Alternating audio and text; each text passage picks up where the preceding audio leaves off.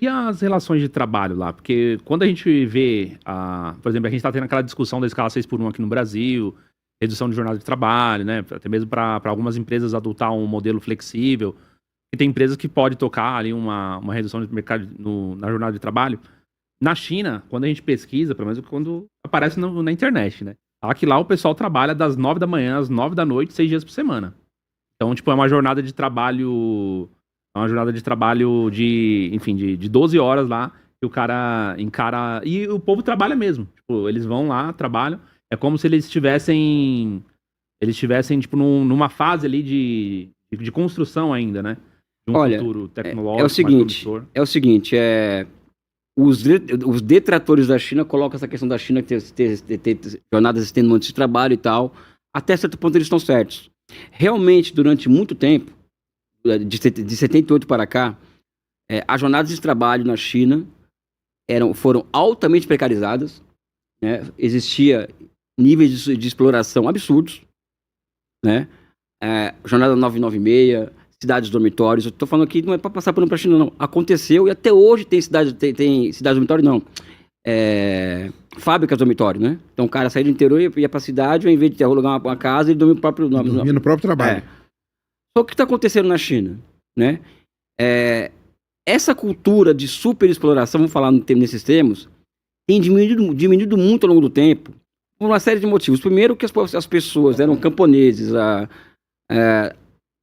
20 gerações da família dela de camponeses, que os camponeses na China eles têm uma natureza rebelde, porque são taoístas, tanto é que toda a dinastia chinesa foi derrubada por uma revolta camponesa. A última revolta camponesa levou o Partido Comunista ao poder em 49, só que esses camponeses hoje são operários e vêm para a cidade com essa mentalidade. Então hoje, por exemplo, isso que explica, por exemplo, hoje o país que faz mais greves do mundo é a China, porque os operários chineses têm essa natureza revoltada, né? Esse é um fator. O segundo fator, uma economia não se sustenta à base de trabalho escravo, ou trabalho superexplorado, não se sustenta no longo prazo. E mais do que isso, se nós pegarmos um gráfico demonstrando os direitos trabalhistas no Ocidente e na China, nos últimos 20 anos, nós vamos perceber o seguinte: está se derrubando aqui no Ocidente, cada vez menos os trabalhadores têm direitos aqui no Ocidente, e na China cada vez mais os trabalhadores têm direitos na China. Isso é uma crescente na China. E a jornada de trabalho 996, ela persiste em muitos lugares, só que ela é ilegal desde 2021. E quando uma empresa é pega numa dessa, ela é multada de forma... Isso 996 quer dizer o quê? O pessoal entender. 9 horas de... 9 da manhã às 9 da noite, 6 dias por semana. É multada. Vou dar um exemplo aqui também, que acho que é bom falar que você falou de trabalho. O exemplo da Meituan. A Meituan é o iFood chinês. O prefeito de Pequim, na época da pandemia, começou a chegar muita denúncia de superexploração, de trabalho, não sei o quê, redes sociais. Dos trabalhadores de aplicativos, né? Então, o prefeito de Pequim falou assim, olha, pegou o secretário de trabalho da cidade e falou, você vai virar um dia entregador de aplicativo. Ele ganhou coisa de R$30 um dia e falou, isso é impossível. Né? O que aconteceu, o passo seguinte, foi uma multa que a Meituan recebeu de $300 milhões do governo chinês, além da exigência da entrega de direitos sociais e trabalhistas mínimos para os trabalhadores de aplicativo. Na China, ainda está muito aquém, eu acho. Tá? Só que na China, você não tem aquela figura do cara com a bicicleta com a mochilinha nas costas. Isso não existe na China. É uma moto, o cara completamente equipado. Aliás, quem não acreditar em mim, você pode ir lá conferir que é assim. E com um capacete totalmente equipado e tem mais direitos do que aqui no Brasil. Aqui no Brasil o iFood não quer nem sentar com o governo para negociar com os trabalhadores. Na China eles são obrigados a pagar o mínimo de direitos à classe trabalhadora, ou seja, então existe sim superexploração, não é o que existe agora. Vai ficar daqui 10 anos, ninguém talvez nem mais fale nessa história. Exemplo, desculpa estar me falando nesse termo. Há 15 anos atrás, 50% dos trabalhadores migrantes chineses dormiam nas fábricas. 50%. Hoje é 15%. Por quê? Porque em 10 anos, a China construiu 60 milhões de casas. Sendo que boa parte dela não tem o número aqui em mente, é low cost, ou seja, esses trabalhadores migrantes que estão deixando de dormir na empresa, já estão podendo alugar um apartamento ou ter uma casa para morar. E, aliás, na China, 90% das pessoas têm casa, né? Esse é uma outra característica, né? A China não é o paraíso, pessoal. Só que ela tem as suas características, acho que é bom a gente desvendar algumas histórias. Não, é bom desvendar, porque a galera quando fala, né, fala, não, porque o trabalho é escravo, porque não sei o quê, porque ninguém pode falar nada, né? Não pode usar rede social, né? E pode, né? Então tem essa... Não pode usar as nossas, né? As do Ocidente, né? A China é o único país do mundo... Pode... Dependendo do que você falar. O único país do mundo, a China... Desculpa eu interromper de novo, que eu fico empolgado, pessoal, desculpa. É o único país do mundo que tem suas próprias redes sociais, né? As suas próprias big techs, né? Ao contrário dos Estados Unidos, né? Os americanos têm as dele, nós importamos, entregamos para eles todos os nossos dados para eles, e a China decidiu não fazer isso e criar suas próprias big techs, né? Olha aí, tá vendo, Sérgio? Tá vendo? Eu falo, cara. Por isso que eu gosto. O pessoal fica. Eu gosto da China. Vai sair daqui comunista, ele não vai não? É que eu nunca fui pra China. Eu tenho vontade de ir pra China visitar. A gente fez uma jornada aí, né? A gente conversou, né? Fizemos o Sérgio com o Gaio Fato aqui, né? Foi legal. Aí a gente chamou o Gustavo Machado. Esse odeia a China, né? Ele falou mais mal um pouquinho. Não foi tão entusiasta, não. Mas aí a gente chamou o Machado.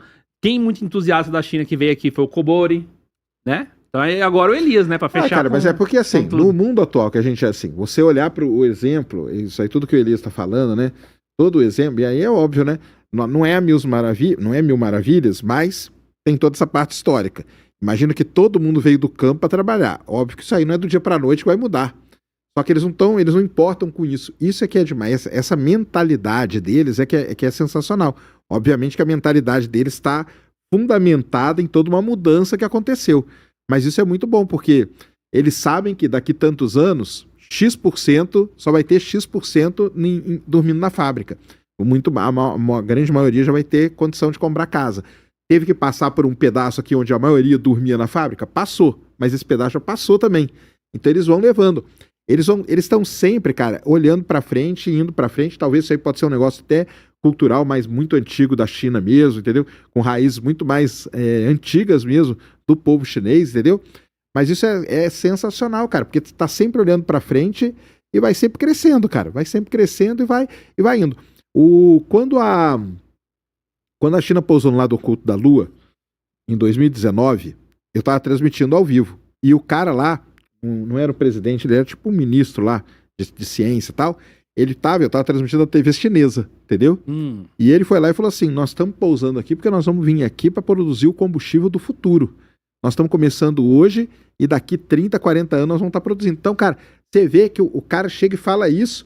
Você falar isso no Brasil é um absurdo, cara. Com um cara chegar na televisão e falar assim, cara, ó, pessoal, nós vamos fazer isso aqui porque nós não estamos pensando no agora, não. Isso aqui vai demorar 20 anos para dar certo, entendeu? Mas confia na gente que nós vamos chegar lá. É meio isso, né? E aí a população a população abraça isso aí e vai embora, cara. Agora aqui, cara, fala que você vai fazer um negócio para daqui 10 anos pra você ver. A questão é, aliás, deixa eu só voltar atrás aqui, né? As pessoas é verdade, eu sou entusiasta da China. Sim. Aliás, ontem, você vê, o Gustavo Machado, por exemplo, né? Manda um abraço para ele aqui. Eu falei com ele por telefone ontem, a gente já nem se conhecia, já não nos gostávamos, né? Mas ontem eu liguei para ele e tal e... Faz parte, internet é assim. Não, assim, eu falei com ele e tal, né? E o que eu falei pra ele, assim, Gustavo, assim, entre outras coisas, Gustavo, vai pra China, cara. Né? Porque o que acontece? Ele tem as pesquisas dele e tal, respeito, e a partir das pesquisas dele chega um ponto de vista sobre a China. Eu acredito particularmente que e geralmente, não que ele tenha essa intenção, mas vamos lá, ele pinta o inferno na terra na China. A China é o inferno na terra, sabe, etc. Eu não resisto na China. Quando você chega à China e vê a realidade, porque os números frios não dizem muita coisa, não diz tudo. E acredito, sacando o seguinte, é impossível hoje você falar da China, você falar da Dell, ter uma opinião sobre a China, somente sentar na frente de um computador, coisa que eu faço há 30 anos, observando dados, entendeu?